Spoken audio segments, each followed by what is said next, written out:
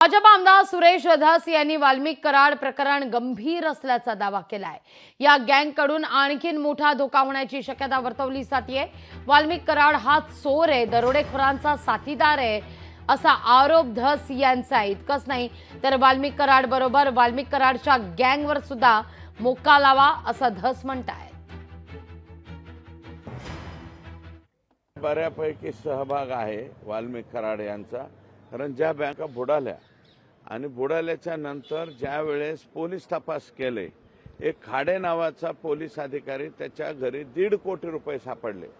आणि माझी अशीही माहिती आहे की एका मल्टीस्टेट कॉपरेटिव्हला दम देऊन 2 कोटीची काय गाडी आहे, एक ते गाडीचं नाव डिफेंडर गाडी वाल्मिक कराड यांनी त्यांच्याकडनं दमबाजी करून घेतली। डिफेंडर गाडी घेणं, 1.5 कोटी रुपये त्या खाडे नावाच्या पोलीस अधिकाऱ्याकडे सापडले, तर त्याला वाचवायला वाल्मिक कराड होते। म्हणजे वाल्मिक कराड हा कोणाचा चोराचा, दरोडेखोरांचा आणि याचा सगळ्यांचा साथीदार आहे। लोकशाही मराठी ऐका, पहा, जागरूक रहा।